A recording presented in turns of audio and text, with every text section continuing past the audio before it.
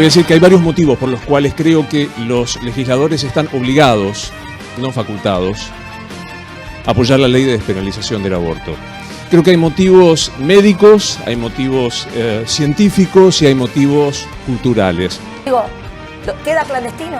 ¿Sigue habiendo negocios millonarios a costa de que se mueran mujeres? ¿Queda clandestino? Eso es. Porque nosotros queremos que haya ley y queremos que sea la mejor ley que podamos concebir en este recinto. Por eso no entiendo qué es lo que pasa, que con esta ley ustedes, señores senadores, no lo pueden lograr y se quedan en dos extremos diametralmente opuestos, sin mirarse y queriendo pelearse a ver quién de los dos tiene razón. Parece que en lo que no estamos de acuerdo es en la vida sexual de la mujer, en si la mujer puede tener o no sexo. Vos te sentirías muy violentada por un Estado que a través de sus leyes, sus códigos penales, les dijeran a las mujeres deben abortar porque vos no estás a favor del aborto. Muchas mujeres sienten hoy, aquellas mujeres que creen que hay un derecho de la mujer sobre su cuerpo, que creen que un embrión es vida pero no persona, que tienen la necesidad, la decisión, la voluntad de abortar y el Estado las penaliza. Debe ser terrible, así como sería terrible para vos vivir en un Estado que te obliga a abortar, para estas mujeres que quieren hacerlo, no poder seguir adelante con su aborto. Entonces, la pregunta aquí es, ¿por qué no pensar en una situación superadora que es respetemos la libertad individual de las mujeres? Aquellas que conciben que el embrión hasta la semana 14, porque eso era lo que planteaba el proyecto de ley de legalización del aborto, es persona, bueno, no lo harán de acuerdo con su conciencia. Y aquellas que conciben que es vida, pero no atan una concepción religiosa, moral o de otro tipo de consideraciones y quieren avanzar, tienen también el derecho a hacerlo. Entonces, de esa manera se respeta la voluntad de todas. ¿Por qué no pensar en esa opción? Esto implica que los derechos son indivisibles e interdependientes. Por ende, aquellos que hablan de el derecho a la vida es un derecho absoluto, es mentira, porque el derecho a la vida nunca es solo, sino siempre es interdependiente y dependiente de otros derechos. Y justamente es el juego de estos derechos que uno tiene que analizar e indagar. En un punto somos las mismas, en el sentido de que somos las que llegamos al feminismo y no nos fuimos. El feminismo no llega para quedarse. Niños, no posibilidad de niños. Porque en definitiva, quienes están en contra de la legalización están a favor del aborto. Mi objetivo es demostrar que el proyecto de despenalización y legalización del aborto que esta Cámara tiene bajo revisión es el medio más idóneo, necesario y proporcionado para proteger no solo a las mujeres y personas gestantes, sino también a la vida intrauterina. Me parece muy importante que la campaña presente el proyecto porque no se puede esperar, porque no queremos más muertas en la clandestinidad y porque, como te digo, los sectores antiderechos utilizan cada día perdido, cada día que el derecho al aborto no se trata para torturar verdaderamente a niñas obligándolas a parir. Es una cuestión filosófica respecto, y es en el que me voy a centrar, en el tema en el que me voy a centrar, que es cuándo empieza la vida. A mí me parece que es importante que los legisladores que van a votar esto sepan que no hay un criterio uniforme, único e irrebatible científicamente de cuándo comienza la vida. El aborto no es un asesinato, no lo es en el Código Penal y no lo es en la intención de las mujeres que abortan. Por eso creo que el debate sobre el origen de la vida es un debate que no vale la pena dar. Que no vale la pena priorizar frente a las urgencias que día a día nos depara la existencia social del aborto. Creo que es mejor no discutir metafísica para dirimir cuestiones públicas. Queremos saber para quiénes legislan. ¿Para quiénes legislan? ¿Legislan para sus propias convicciones? No, ustedes no son legisladores que tienen que legislar de acuerdo a sus creencias. Para eso tendrían que ser numerarios del Opus Dei o laicos consagrados. Acá queremos funcionarios que legislen para todos nosotros. Puede ser muy irritante decirlo, pero la vida y la muerte son conceptos culturales. A la Sorora, esta multipartidaria de mujeres que llegó para quedarse en la política argentina, unidas en nuestra diferencia, pero siempre a favor de las mujeres. A las mujeres en sus casas, a nuestras madres y a nuestras hijas. Que el aborto sea legal, seguro y gratuito, que sea ley. Comienza Para mí no, pero no es para mí. Para la Iglesia Católica, ¿sí? Hasta poquito antes del siglo pasado, existía una teoría que se llamaba la hominización tardía. La Iglesia Católica estaba convencida, y no cuando empezaron las técnicas para saber si hay una ecografía y entonces qué hay, no. Todavía no había ese tipo de avances tecnológicos y para la Iglesia Católica pensaba como pienso yo. Existía una teoría, que era la teoría de la hominización tardía, mediante la cual se consideraba que el ser humano se iba construyendo mediante etapas y que en esas etapas previas había otra cosa que era diferente al humano. Yo me casé muy joven, a los 18 años, y me recibí con 5 hijos a los 26. Y enseguida hice, por supuesto, las primeras especialidades clínicas y finalmente a los pocos años hice medicina legal. Ya tenía 2 hijos más cuando hice medicina legal. Y el ver tempranamente en los restos, cuando era procesado una clínica, un sanatorio, en una palangana, los restos clandestinos de aborto, ver las caritas, los piecitos, por supuesto me parecía ver la cara de mis hijos.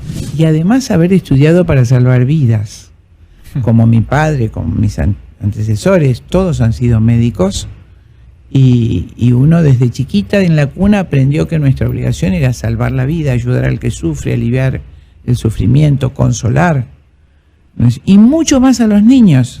Ese choque de esas primeras experiencias como medicina legal, como médica legista, médica forense, me sacudió enormemente, y paralelamente a esa experiencia empecé a escuchar en televisión y radio esa sutil primero propaganda del aborto. Tanto es así que en el año 98, en un curso de medicina forense en el Colegio de Médicos de La Plata, escucho a uno de los profesores decir que nos teníamos que dejar de embromar, había que legalizar el aborto. Yo me quedé helada, eran casi todos varones, muy pocas mujeres. Y entonces, porque para ustedes, ¿cuándo empieza la vida?, preguntó el médico profesor. Y yo levanté la mano, desde la concepción, era una cosa obvia, estamos discutiendo lo obvio. Y ahí todos los médicos levantaron la mano, que para todos ellos era la vida comenzaba en la concepción. Estamos hablando de 1998. Hoy, los médicos egresados de las facultades dicen que no saben cuándo empieza la vida. Mordieron el anzuelo. Mordieron el anzuelo. Eso me impulsó. Desde el punto de vista biológico, hay vida humana. Es decir, lo que hay ahí es un hijo. Hay vida. Humana. No, hay vida. Perdón, Luciana. Hay vida. No, tengamos un diálogo racional. Todavía Perdón. no es una persona humana. No. Separemos el concepto de persona, que es filosófico. Estoy hablando del punto de vista biológico. La vida es humana porque hay 2 humanos, que son los progenitores, que están procreando un organismo humano. Estoy hablando... Hay vida biológica con ADN humano. Hay vida humana. Que es hay vida humana. Un matiz importante. No, la vida es humana porque, digamos, no tengo vida extraterrestre ni tampoco vida de otra especie. Es decir, la vida que hay ahí es humana desde el punto de vista biológico. Si nosotros entendemos que ese feto es parte de nuestra especie, es decir, es un ser humano, entonces necesitamos protegerlo jurídicamente. ¿Quién determina que el feto entonces es un ser humano o no es un ser humano? Lo más confiable que nosotros tenemos para llevar adelante esa determinación es el conocimiento científico moderno. La genética más avanzada ya ha encontrado que desde el momento de la concepción misma, lo que allí aparece es una vida con genoma humano, es decir, tiene una distinción propia del ser humano que es su genética. Y ese ADN que viene dado en el momento de la concepción es distinto del de la madre, es distinto del padre y es único en la historia de la humanidad, es decir, es irrepetible, es diferenciado y es autónomo en términos genéticos. Y en la filosofía se da cierta discusión, porque la filosofía es la otra gran área de reflexión respecto de la humanidad o la cosificación de aquello que llamamos feto. Yo te diría lo siguiente, acá hay que distinguir entre desarrollo y esencia, 2 nociones propias de la filosofía.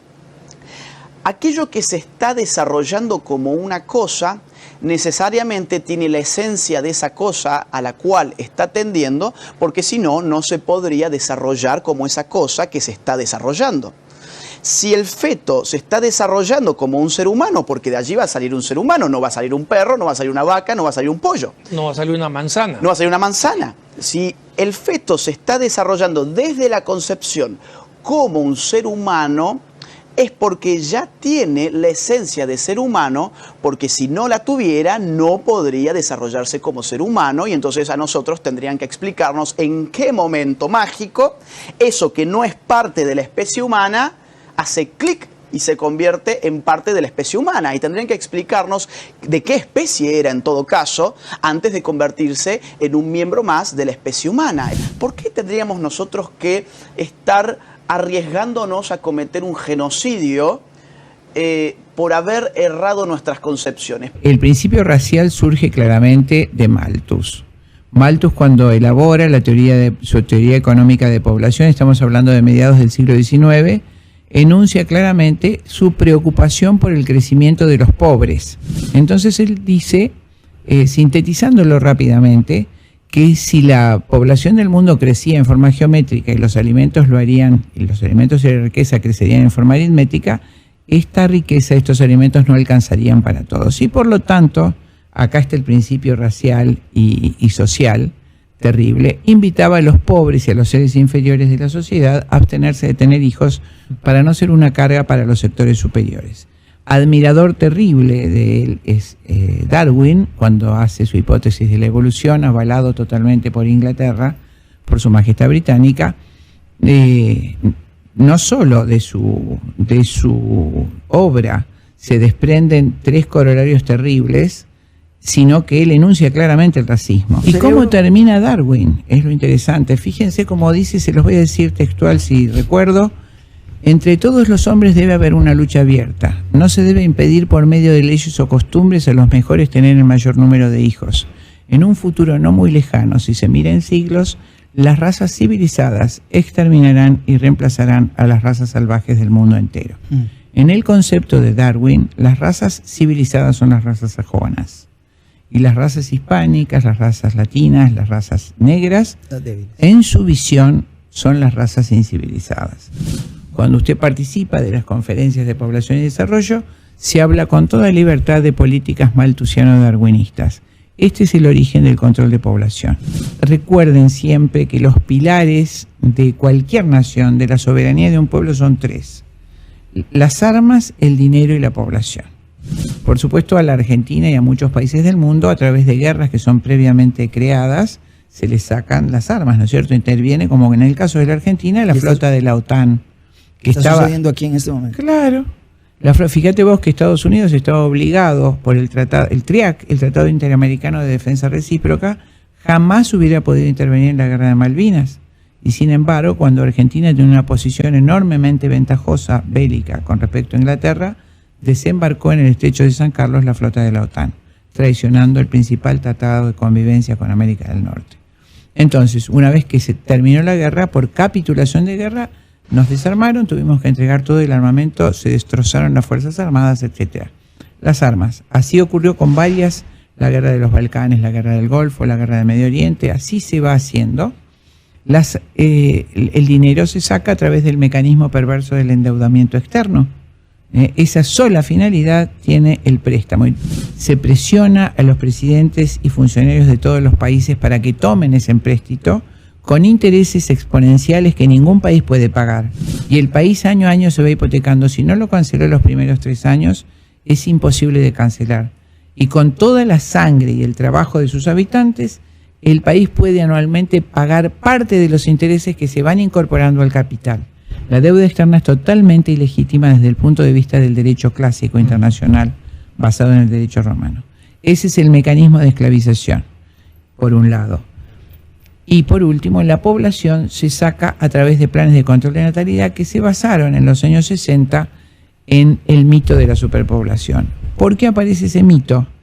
Porque cuando termina la Segunda Guerra Mundial y los padres europeos vuelven a sus hogares, se produce el baby boom, como es lógico, una explosión de nacimientos. Entonces la preocupación de las potencias ganadoras que se recuerdan el Pacto de Yalta, Inglaterra, Estados Unidos y Rusia se dividen el mundo en el Pacto de Yalta. Claro. Lo pueden ver en cualquier libro de historia. ¿No es cierto? Entonces, preocupada Su Majestad Británica decide en ese eje de poder limitar los nacimientos, y con los planes Marshall que se dieron a Europa se les exigió el control de población. Entonces aparece esa teoría para lograr que todo el mundo dominado, rico en recursos como todo nuestro continente, necesarios para la industria del hemisferio norte, quedará asustado con la superpoblación. No solo está verbalizado y en algún escrito, sino que el presidente Nixon, en el año 1969, Richard Nixon, que termina su presidencia con un escándalo terrible, que fue el escándalo de Watergate, ¿recuerdan? El espionaje a la oposición. Exactamente. En 1968 convoca una comisión de cultura que presenta un documento, La población y el futuro americano se llama, dividido en 3. Ese estudio, el primer tercio es para educar a la población con la convicción de que iba a haber superpoblación. El segundo tercio del informe es para educar a los padres para que no tengan hijos. Y el tercer tercio, valga la redundancia de ese informe, dedicado a ofrecer a los jóvenes nuevas alternativas sexuales con el fin de que, de acuerdo a un criterio de sexo seguro, tengan sexo abierto de 1000 experiencias sin hijos. Prácticas sexuales no reproductivas. Exactamente, aconsejando prácticas sexuales no reproductivas. Ese es el origen y la praxis del mito de la superpoblación. Fíjate que hasta el siglo XIX los estados europeos entendían como política saber lo que hacía el otro estado. Es decir, a Francia le importaba saber qué hacía España, qué hacía Inglaterra. Esa es la política exterior. Y de alguna manera muy triste nos han enseñado que política es pelearnos entre nosotros en distintas agrupaciones. No es eso la política. La política es la búsqueda del bien común, y ese bien común muchas veces está amenazado por intereses que no son genuinos y no son argentinos, no son de Jujuy, no son de la patria grande tampoco. Y un poco mi misión es esclarecer en estos temas tan acuciantes de dónde vienen y por qué se imponen a nuestros países. Imagínate, ustedes tienen una provincia hermosa totalmente despoblada. La Patagonia tiene menos de medio habitante por kilómetro cuadrado, y se está enseñando a nuestros países políticas ferozmente antinatalistas. Se les está diciendo a los niños que el sexo seguro es sexo sin hijos. ¿De dónde viene esto? Evidentemente no es del sentido común. Realmente la manera de cambiar la historia, la manera de ser un país que queremos aproximarnos a lo que hace el primer mundo, es hacer lo que hace el primer mundo. Y salir de las conspiraciones que se creen que son políticas puestas desde el extranjero para hacernos daño como país. Yo quiero parecerme a Europa, quiero parecerme a Estados Unidos, quiero parecerme a Canadá, no me quiero parecer a África. A mí me da bastante gracia cuando uno pone sobre la mesa variables de política internacional que inmediatamente uno recibe la acusación de estar sumergido en teorías de las conspiraciones, y como uno empieza a especular respecto de ciertos intereses y movidas en el tablero internacional, uno sería un conspiracionista. Bueno, esa mentalidad es una imbecilidad que hay que dejarla fuera de un análisis serio, porque un análisis serio necesita poner sobre la mesa variables internacionales. Y créanmelo que esta es una prioridad de la nación argentina, por lo menos en mi criterio, y creo yo en el criterio de algunos otros, como es el caso del actual ministro.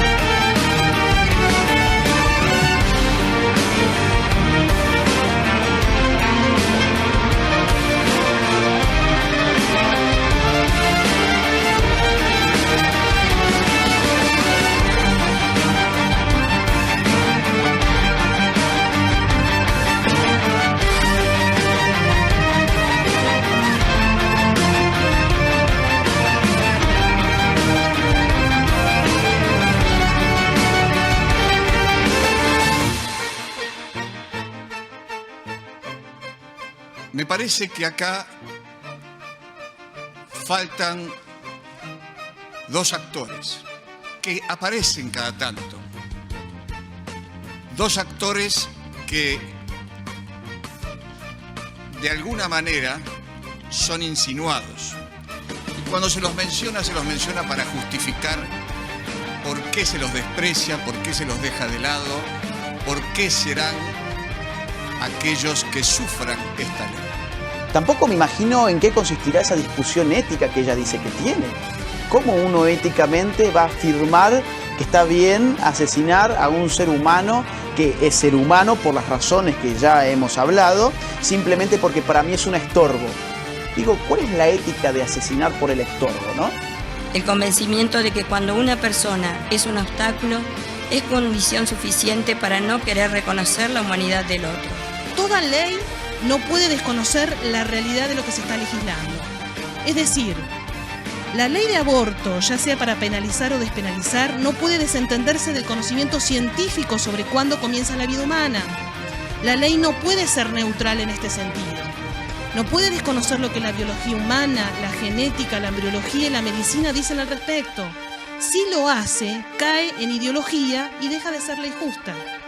Actualmente estudio medicina también en la UBA. Tengo 20 años y vienen a pedirme que transijan mis valores más profundos. Que en unos años sea yo la que arremeta contra un niño. Si hoy me piden eso, ¿qué me pedirán mañana?